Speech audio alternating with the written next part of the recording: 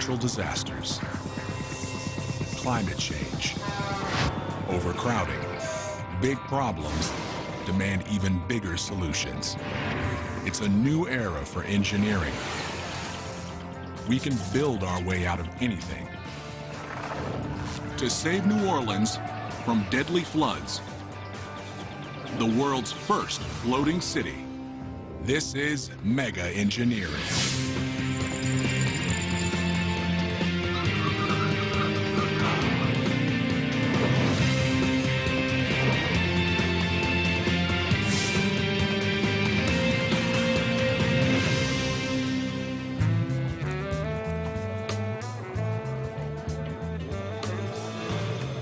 And it wouldn't be New Orleans if we didn't have a French Quarter. Here on New Bourbon Street, we've got one of the best ocean views in the city. Actually, it's all ocean views in this city.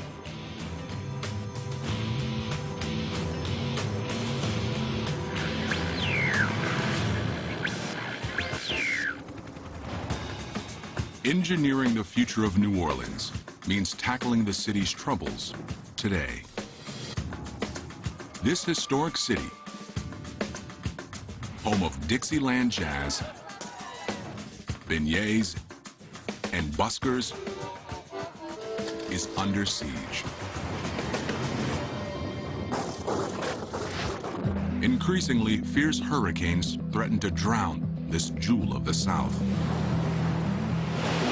Over 150 years ago, this was America's richest city.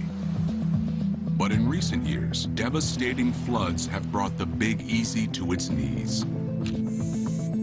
Situated at the bottom of a giant bowl-shaped geological depression, New Orleans is surrounded on all sides by water. Lake Pontchartrain to the north, Lake Bourne to the east, and the mighty Mississippi to the south. Global warming is increasing the number and ferocity of storms. Water levels have risen nearly a foot. And all the while, the city's weight is causing it to sink slowly into the wet Louisiana soil at the rate of an inch a year. When Hurricane Katrina hit the city in 2005, the storm surge submerged 80% of New Orleans.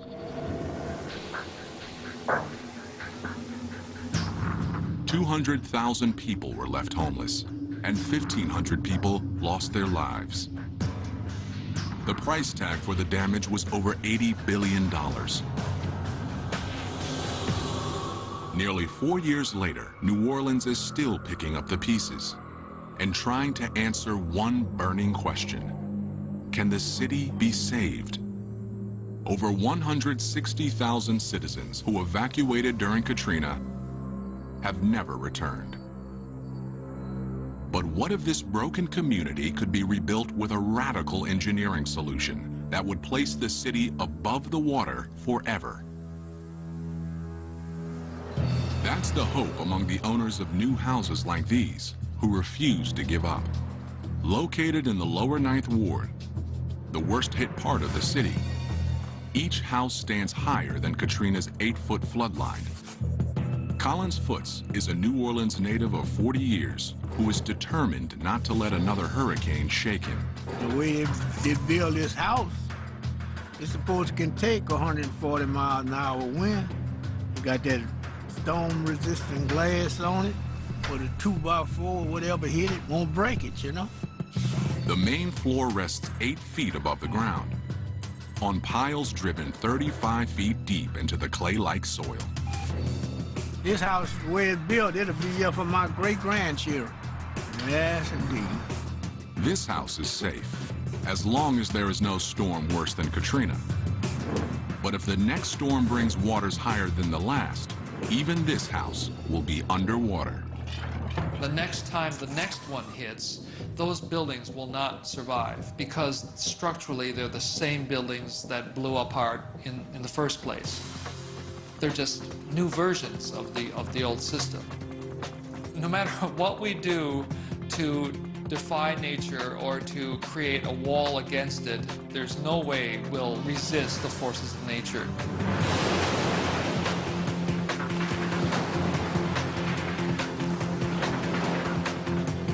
So rather than fight the inevitable, some engineers are proposing an audacious new plan. Float the entire city. By cutting the cord with land, homeowners will always remain high and dry. And there are financial advantages. Collins Foot's house requires costly support piles driven deep into Louisiana's wet clay soil, as well as expensive storm-resistant glass and wood. Neither would be required in a new New Orleans, floating offshore from the old city, rising and falling with the water, no longer drowning beneath it. So in a way, we're asking nature, can we borrow the water and try this experiment with the hope that the conclusion of the experiment will make our relationship with nature that much better globally? It's not as crazy as it sounds. Technology has recently caught up to the idea. Advances in material science, nautical design, and maritime construction make a floating city possible. Can you build it? Yes, you can. Whatever it is, yes, you can build it. It's not a question of whether you can do it, it's a question of how you do it. For a floating New Orleans to succeed, it has to do one thing the old city couldn't. Survive a killer hurricane. To do that, designers will need to study Hurricane Katrina and the engineering failures that ensued. Until we learn the lessons from nature, we will continue to have buildings and environments that are devastated by natural disasters. And New Orleans is a perfect example of that.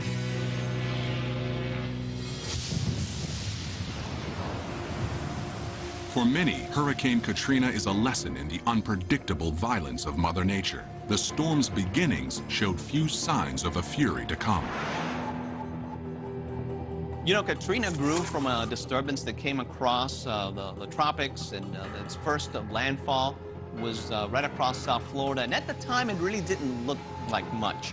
The winds were barely at a Category 1 system. But as Katrina blew past Florida, the storm suddenly took a turn for the worse. It entered into an area of the Gulf of Mexico, the hottest water throughout the tropics. So here was an incredible energy source for this system to absorb. And it did. And it grew. And it grew into a major system.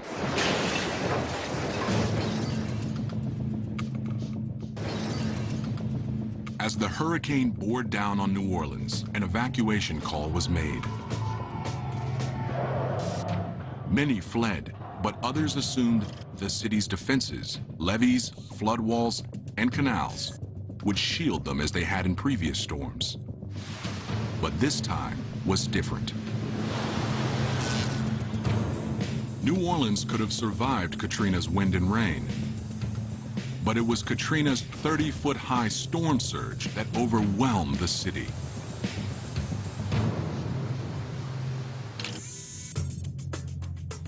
As Hurricane Katrina made landfall on the morning of August 29, 2005, excess water from nearby Lake Borgne surged into the industrial canal that borders the lower Ninth, quickly overtopping the flood walls. At the same time, a 15-foot-high storm surge from Lake Pontchartrain drove up the 17th Street and London Avenue canals, flooding the city. Altogether, 83 of New Orleans' levees failed. You can engineer to withstand a certain amount of wind speed or wind force.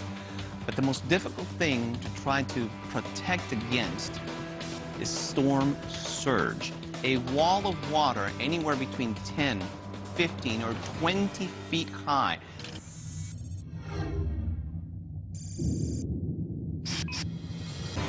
Oh, it was devastated after the storm, man. You couldn't even get in here. Never seen nothing like it. My house, it was pushed off the blocks, but it didn't tear them up.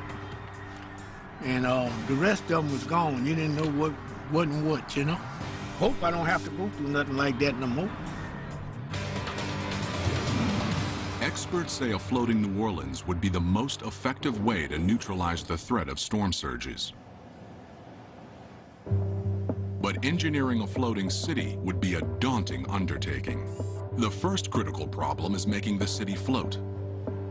The city's base must be designed to be both flexible enough to withstand turbulent waves and stable enough to support hundreds of buildings and hundreds of thousands of people. The city could initially be anchored near shore to tap into the resources of the old New Orleans.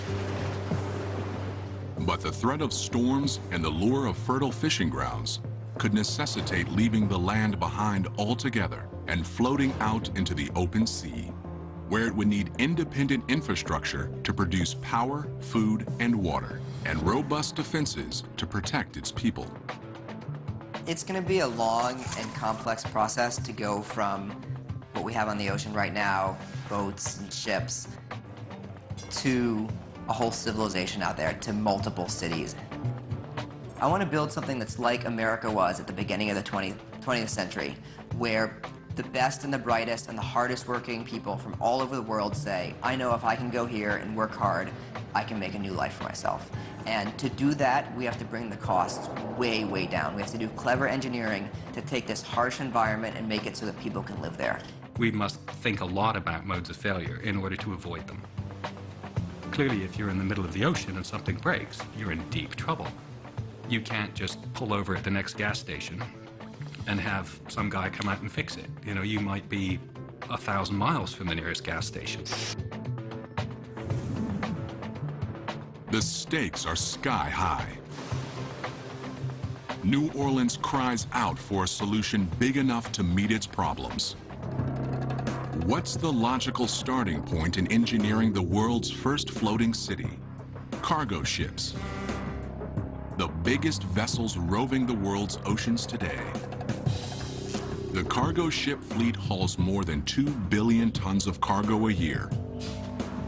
These ships are capable of shouldering more weight than any other waterborne vessel. And they've got a lot to teach the engineers of a floating New Orleans.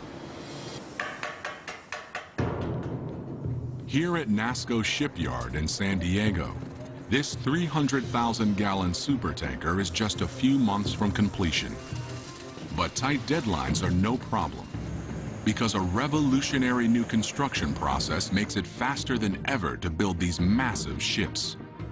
Instead of building piece by piece, this ship is being constructed out of huge modules called grand blocks.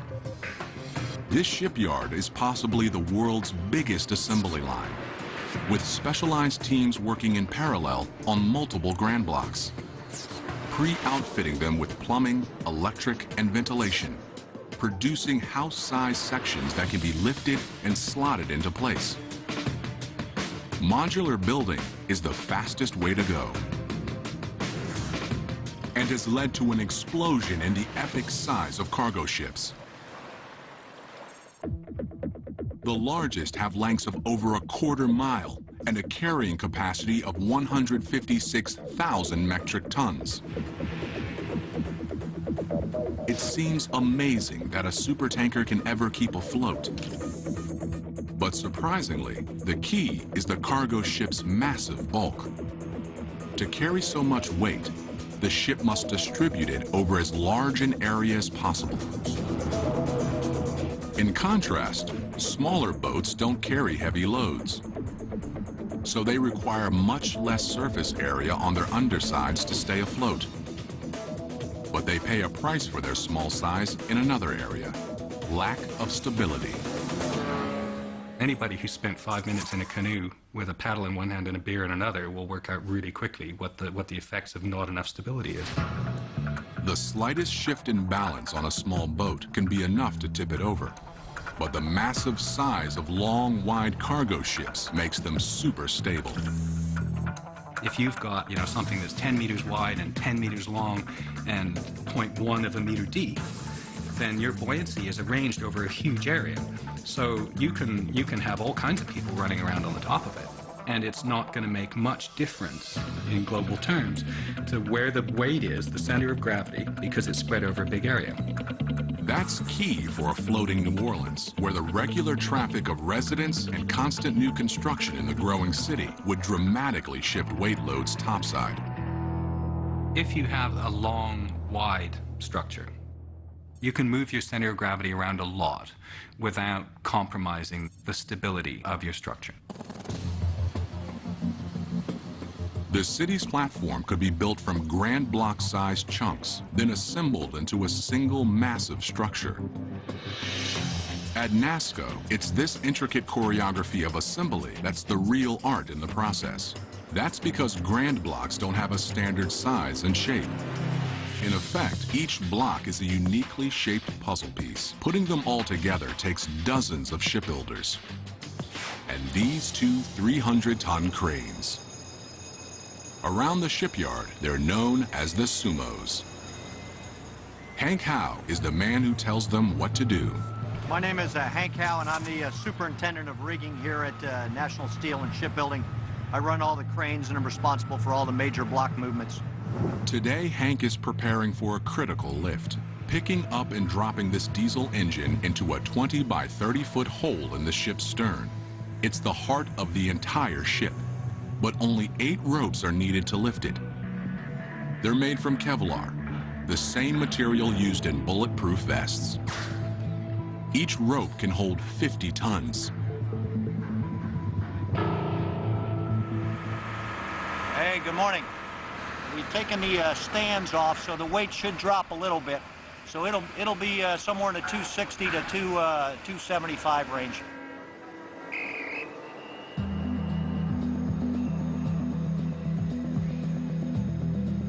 Hank has supervised over 700 grand block lifts in his career.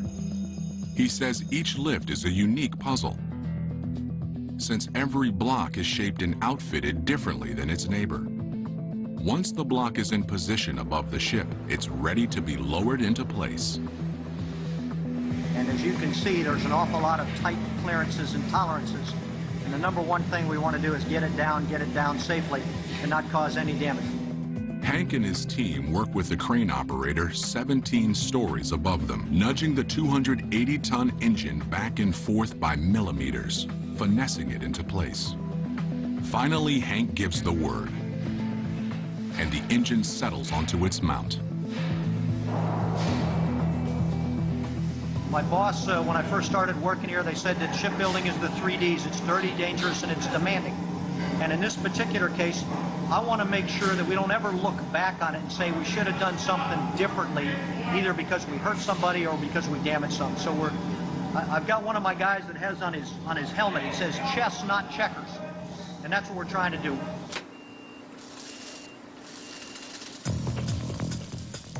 NASCO has the art of shipbuilding down to a science.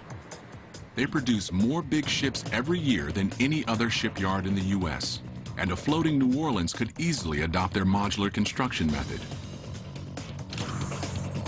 But while cargo ships would inform the platform design of the city, there would have to be significant differences. Building a ship large enough to support an entire city would require too much steel. Its hull would extend 300 feet underwater, and the city ship would be bigger than the 3 largest shipyards in the world, combined. But the biggest problem facing a massive city ship is that violent ocean turbulence would attack it from all sides, putting unsurvivable stress on the structure. The #1 engineering challenge is waves. Waves are big, they're unpredictable, they have tons of energy in them. Wave action in the ocean is not a simple matter of water coming up and down. It's moving, it's actually rotating. Waves will be coming in quite often from different directions at the same time. So what we have to do is assume worst case. So if the vessel's being supported on its extreme ends, that's one thing. But what if it's being supported on its extreme ends and it's being twisted at the same time? Teetering on its ends would put extreme stress on the middle of the ship. A wave that struck at the wrong moment and the wrong location could cause a total structural failure to a city built like a cargo ship. Structurally, it's not a very good solution to your problem. It might be a beautiful solution in terms of buoyancy and in terms of stability, but structurally you're asking for trouble. So modeling the city on a cargo ship isn't the answer. For a floating city to succeed, engineers must build it both big enough to remain stable but flexible enough to survive the role of chaotic Gulf waves. Until we learn the lessons from nature, we will continue to have buildings and environments that are devastated by natural disasters. We just have to admit that we were wrong and nature is right. And we'd better hurry up and study nature before it's too late. And what is nature's answer to the floating platform problem? Living islands of vegetation, floating freely on the surface of lakes, absurdly strong and very flexible. Instead of being rigid like a giant floating platform, you're more like a flexible membrane.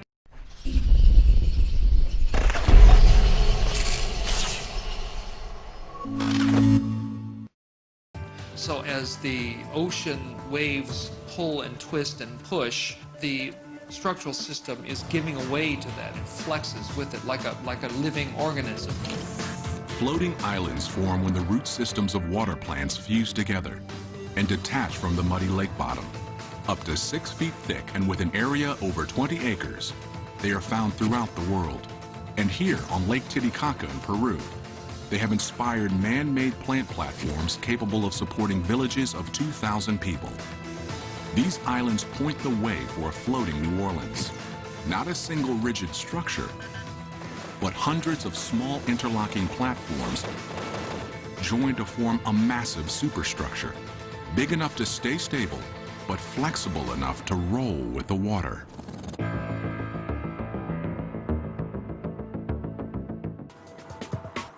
For a floating city to succeed, engineers must build it both big enough to remain stable, but flexible enough to survive the roll of chaotic Gulf waves. You're not considering one monumental platform that then has to deal with whatever the nature and the sea is throwing at it. Now what we're talking about many smaller things that can be connected flexibly so that they can move up and down relative to each other, and if the big wave comes through, it allows the whole thing to move up and over the wave. And that's the secret. That's the way nature would create a giant structure like that. The same idea is getting traction in a country 5,000 miles away.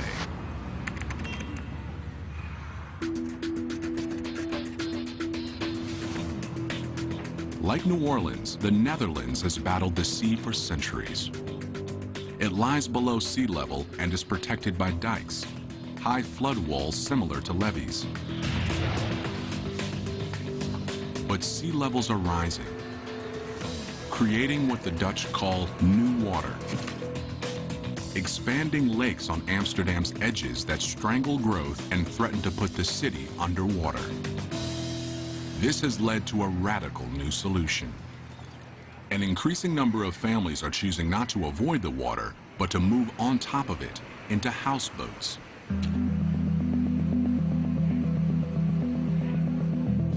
It's the only way to guarantee that your house will stay above water, and a cheap alternative in a city where new water is making land more and more expensive.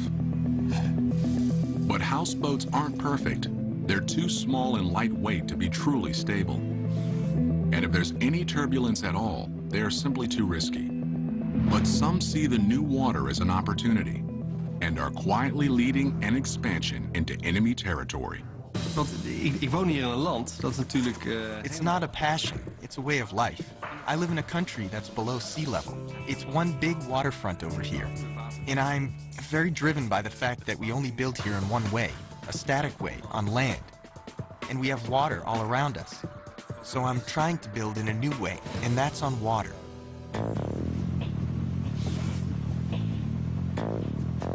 This is Cohn's shot across the bow in the floating city revolution.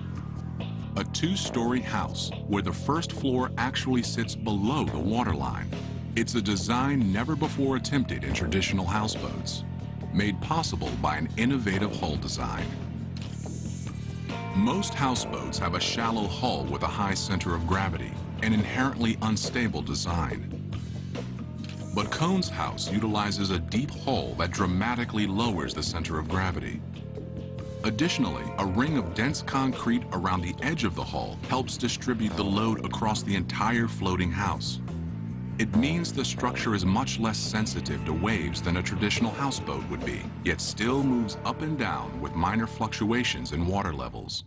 In the new New Orleans, deeper platforms under taller buildings would stabilize them, and ringing platforms with concrete would neutralize the shifting weights of the working city above. For Cone, individual houses are only the beginning. Well, if you're talking about urban development, it's not only about housing. There's so many types of buildings you need to create a complete city, like hotels, churches. We don't only design these houses, but we try to design a complete toolbox of solutions that can be used to make a city on water.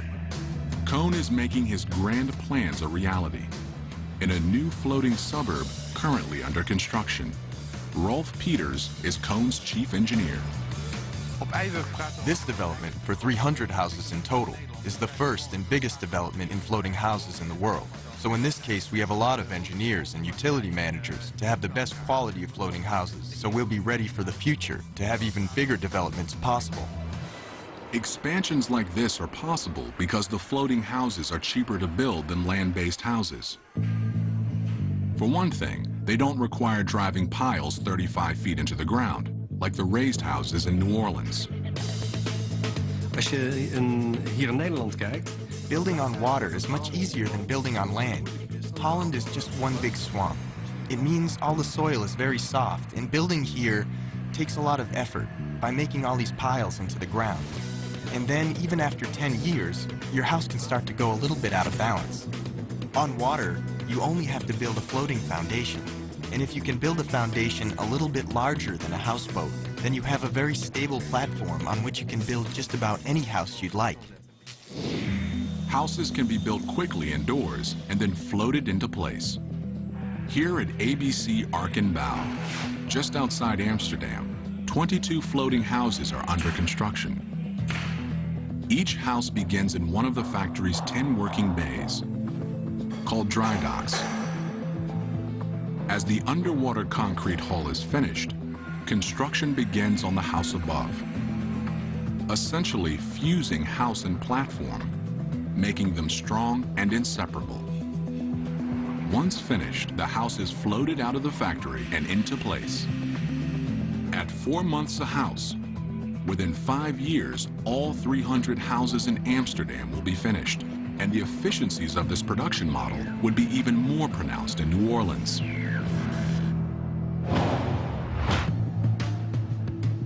Thousands of buildings could be built in just a few years in a land-based factory, then floated out to the city and connected to each other. Standardized platforms fused with pre-built buildings mean the city would grow faster, expanding exponentially in all directions. And residents would be able to move into their ready-made floating homes immediately. After disasters, as we've seen after Katrina, people are more willing to accept new technology. These things will only be accepted after a big disaster. A floating New Orleans just offshore is within reach, but engineers want to go further and cut the cord from land entirely. That means finding a self-sustaining way to provide food, water, and electricity to the city's 300,000 people. No easy task, but not impossible. Since it floats, it could be possible for the entire city to change location at will. But while a mobile New Orleans presents new opportunities, it also presents sustainability challenges. Near land, New Orleans would be able to tap into the utility grid of the old city. But once unplugged from shore and on the move, the city would have to be able to draw its resources from the ocean. At the beginning, we're going to need to build things on land, import a lot of things from land. As the economies grow, as the cities get bigger and bigger, they can be more and more self-sufficient, more and more self-developing. The seeds of a truly self-sufficient floating city exist today. On cruise ships. They have the job of keeping passengers cool, fed, and hydrated 24 hours a day in the middle of the ocean for a week at a time. The key to surviving comfortably in the middle of the ocean is power. Power drives every system on a cruise ship, from water supply to waste disposal. These diesel engines are the ship's power plant. They drive electrical generators that produce 11,500 kilowatts apiece each day. The power is split between two separate systems.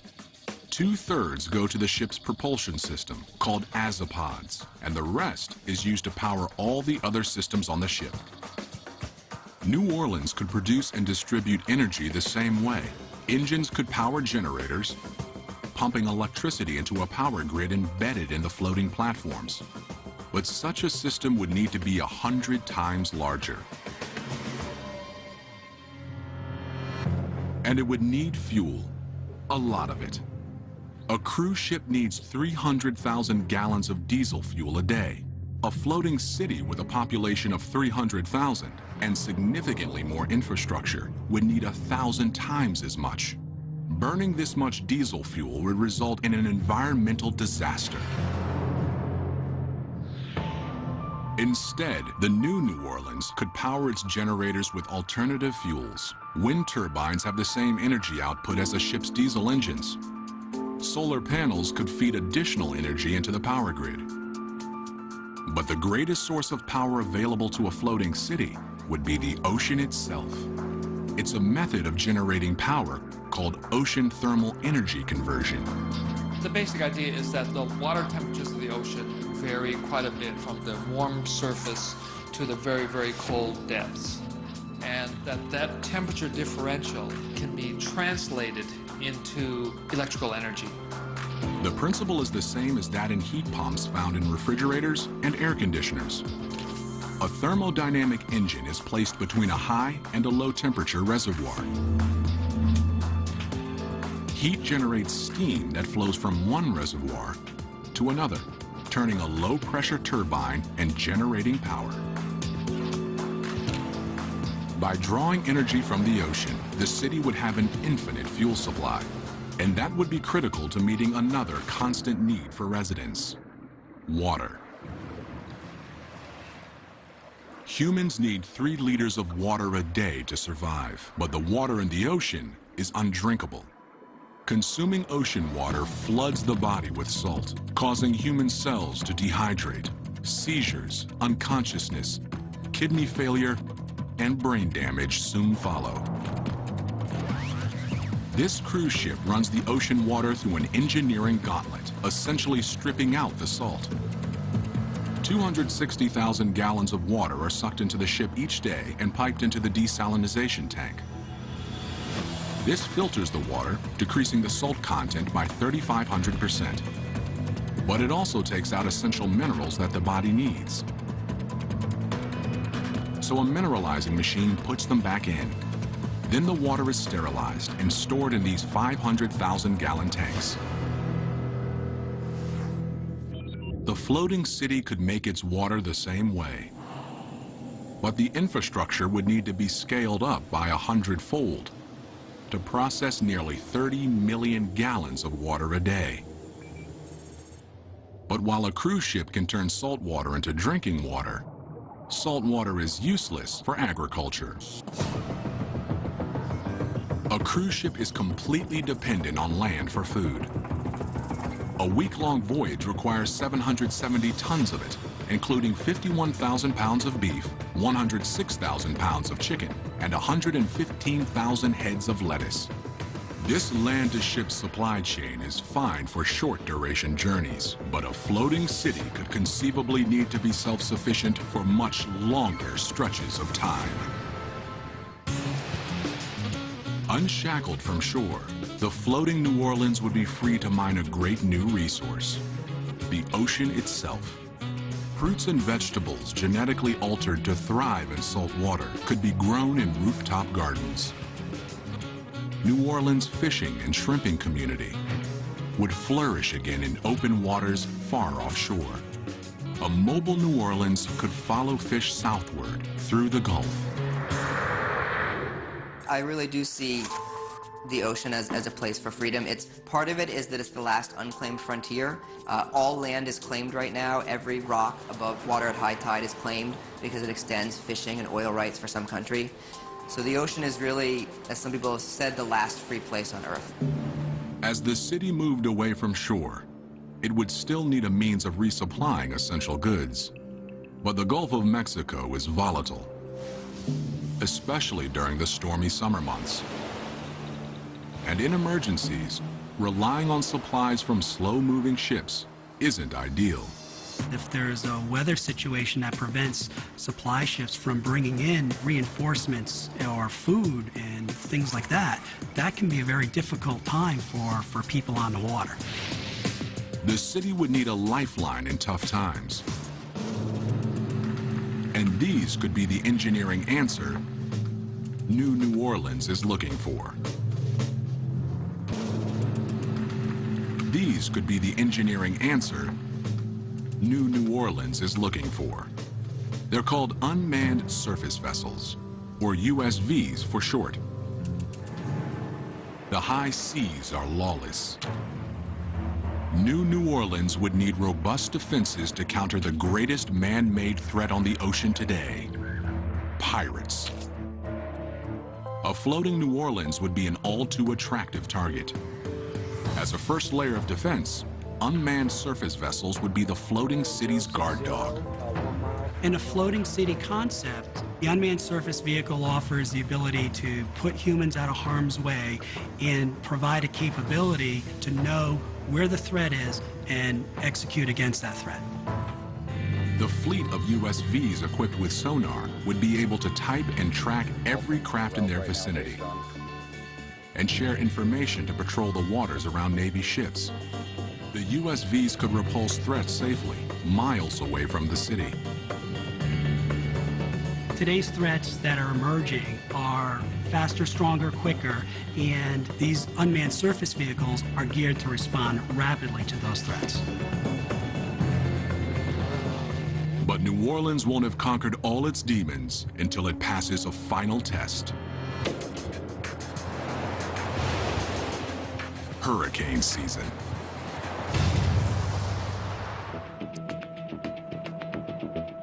If New Orleans became a floating city, killer storms would test the ingenuity of its engineers and the faith of its residents, early and often.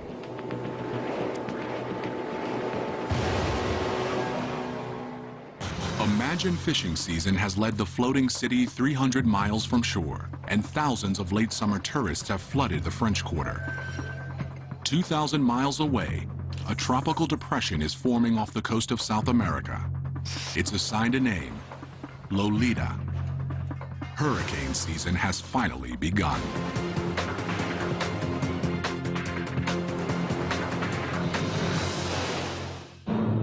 Now, typically, most systems happen throughout the Atlantic Ocean. And then the Bermuda High pushes these systems through the Atlantic Ocean and then into the Caribbean and the eastern U.S. From June through September, the region averages over 10 storms. It's Phil Farrow's job to keep a close eye on the skies. As a meteorologist in Miami, Florida, he's forecast storms like Hurricane Andrew, which did $27 billion of damage in 1992, and Hurricane Katrina, which dumped 1.5 feet of rain on southern Florida on its way to New Orleans. Unfortunately, storms these days are getting worse and worse. That's because global warming is raising water temperatures in the Atlantic, and warm water is fuel for hurricanes. It's bad news for a floating city. Since the 60s, the water temperature in the Gulf of Mexico has gone up 1/10 of a degree. That may not sound like much, but if it continues to warm up, that's just extra energy for hurricanes to use to grow bigger and stronger. Fueled by summer heat, Lolita's loose cluster of thunderstorms swirls faster and faster. Tropical Storm Lolita is picking up steam in the Atlantic. We're going to keep an eye on this one and keep you updated as the situation changes. As Lolita pushes into the Gulf, it feeds on energy in the hot water currents beneath it. The thunderstorms churn faster, Winds exceed 100 miles an hour, and waves tower more than 20 feet high. Tropical storm Lolita is now a full-fledged hurricane, growing in power while Gulf Stream winds drive it straight into the path of the floating city. Hurricane Lolita is picking up intensity. This is going to be a big one. If you're out in the open water, you are on your own. The waves coming at you, getting bigger and stronger, and it's a destructive wall of water. How do you engineer against that? It's a very difficult thing. But the new city is engineered to ride out such storms. To a point, the storm surge rolls under the city's modular platforms instead of crashing over them. And wind damage is minimal because of the city's low-profile skyline. But while its defenses are adequate for a relatively minor Category 1 or even Category 2 storm, more powerful hurricanes are a different story. On the ocean, storms can shift gears without warning. The intensity of a storm can change dramatically in a matter of hours, and that's the real danger with these systems. You can prepare for their arrival, it's just very difficult to prepare for their fury. In the old New Orleans, citizens handled hurricanes by fleeing. Mandatory evacuations during Katrina saved many, but not all. Floating city planners aren't willing to take their chances this time. There's no reason to meet one of these monsters head-on, because you're always going to lose. No matter how well-designed you think it is, no matter how strong you think the structure is, get out of the way. Winds are picking up to 140 miles an hour. The storm surge looks like it could be extremely dangerous. We could be staring another Katrina in the face. Evacuating 300,000 people via rescue ships or unmanned surface vessels would be unrealistic in the middle of stormy seas. And even if it could be done, there might be no land close enough to evacuate to. Some have proposed another solution. Instead of evacuating people, the entire city could be designed to get out of harm's way. It could be done with the help of a state-of-the-art propulsion technology called the Azopod. The Azopod is a combination propeller and rudder, capable of driving a ship in any direction and turning on a dime. An array of Azopods could be installed underneath the floating city, giving it maximum propulsion power and total freedom in any direction. But when facing a deadly Category 5, bearing down at 25 miles an hour, the city would have to move fast. Lolita's getting too big. The city's tall, heavy downtown modules could potentially be too cumbersome to move quickly. But downtown could be evacuated into residential modules that scattered before the storm.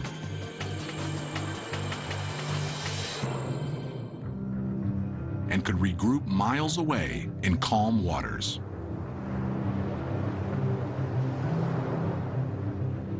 It's a project many say is impossible, even reckless. But a new New Orleans is not only possible, it may be essential. It's creating an experimental stage where we can take the most sensible technologies we have today and the most sensible social structures and say, okay, let's try this. A new New Orleans would be a beacon, drawing a scattered community back together and letting the proud city float above its troubles once and for all.